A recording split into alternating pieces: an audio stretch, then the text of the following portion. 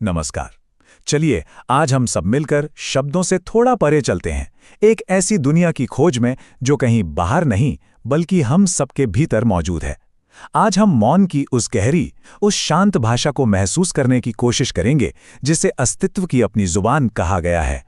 अगर हम अपनी जिंदगी को देखें तो एक बात साफ नजर आती है, हम लगातार एक शोर में जी रहे हैं। और ये शोर सिर्फ बाहर का नहीं है, ये हमारे अपने मन के अंदर का है। चिंताएं, डर, दूसरों से तुलना, गुस्सा, बीती हुई बातें, आने वाले कल की फिक्र, ये सब मिलकर हमारे अंदर एक ऐसा कोलाहल पैदा करते हैं जो कभी थमता ही नहीं, बिल्कुल एक धुएं की तरह जो हमें चारों तरफ से घेरे रहता है।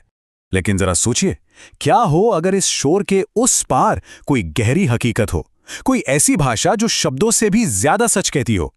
और यहीं पर यह खूबसूरत ख्याल सामने आता है कि मौन यानी खामोशी वो कोई खालीपन नहीं, बल्कि वही तो वो भाषा है जिसमें ये पूरा अस्तित्व, ये कायनात हमसे बात करती है। तो चलिए सबसे पहले इस समस्या की जड़ को समझते हैं कि आखिर कैसे हम अपने ही मन की इस अंतहीन बड़बड़ में ऐसे खो जाते हैं कि हमें अपनी असलियत का एहसास ही नहीं रहता।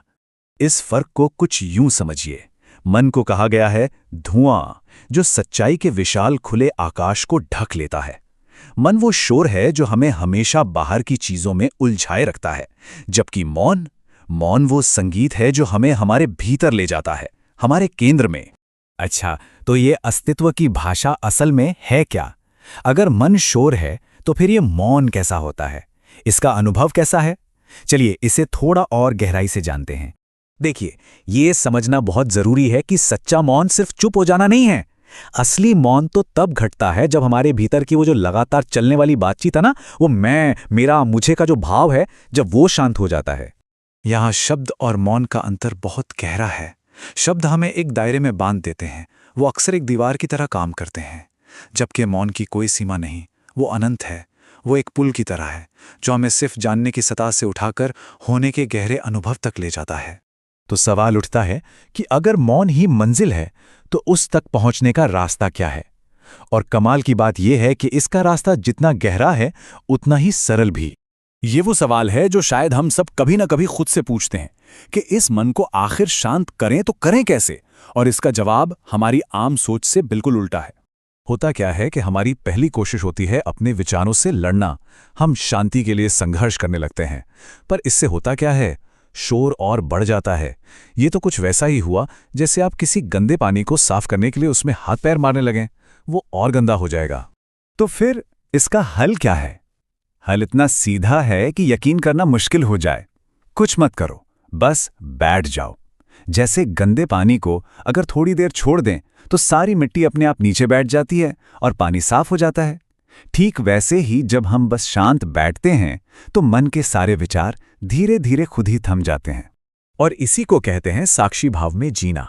इसका मतलब है अपने विचारों को बस देखो, बिना उन्हें सही या गलत कहे। ठीक वैसे ही जैसे हम खुले आकाश में बादलों को आते जाते देखते हैं। बस ये एहसास कि हम बादल नहीं हैं, हम तो वो आकाश हैं जिसमें ये सब हो रहा है। और जानते हैं, धीरे धीरे ये साक्षी भाव ही विचारों की पकड़ को ढीला कर देता है। और जब भीतर का ये शोर धीरे धीरे थमने लगता है तो कुछ नया, कुछ बहुत ही सुंदर अपने आप अंदर से खिलना शुरू हो जाता है।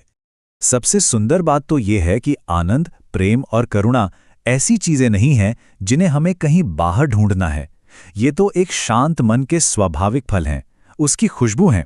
जैसे जब कोई फूल खिलता है तो महक अपने आप फैल जाती है, उसे कोई कोशिश नहीं करनी पड़ती। ठीक वैसे ही जब मन मौन होता है तो आनंद और प्रेम का जन्म खुद ब खुद होता है।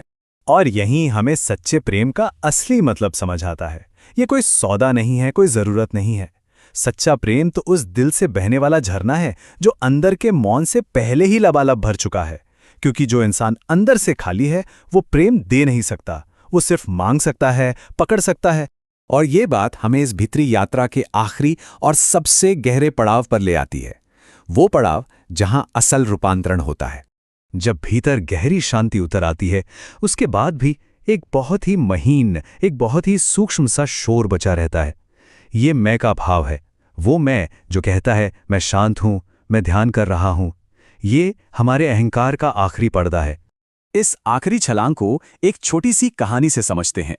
एक पानी की बूंद थी। उसने विशाल सागर से पूछा, मैं तुमसे मिलना चाहती हूँ, कैसे मिलूं? और सागर का जवाब ही अंतिम सत्य था। सागर हंसा और बोला, मुझसे मिलना नहीं है, मुझ में गिर जाओ। मतलब मौन से मिलना नहीं है, मौन में मिट जाना है। अपने अलग होने के एहसास को पूरी तरह खो देना। ठीक वैसे ही जैसे बूंद सागर में गिरकर सागर ही हो जाती है। और यही जिंदगी का सबसे बड़ा विरोधाभास सामने आता है। जो हमारे अहंकार को, उस मैं को अपनी मौत जैसा लगता है, असल में वही तो पहली बार सच्चे असीम जीवन का अनुभव है। डर है बूंद के मिट जाने का, लेकिन हकीकत है सागर बन जाना। और आखिर में जाकर ये एहसास होता है कि जिसे हम पूरी जिंदगी यहां वहां खोज रहे थे, वो तो कभी खोया ही नहीं था। वो शांति, वो आनंद, वो तो हमारा स्वभाव ही है, हमारा असली घर। हम हमेशा से वहीं थे, वहीं हैं। तो सवाल ये नहीं है कि उसे कैसे पाया जाए, सवाल बस इतना है कि इस सच्चाई के साथ हर पल, हर सांस में जिया कैसे जाए।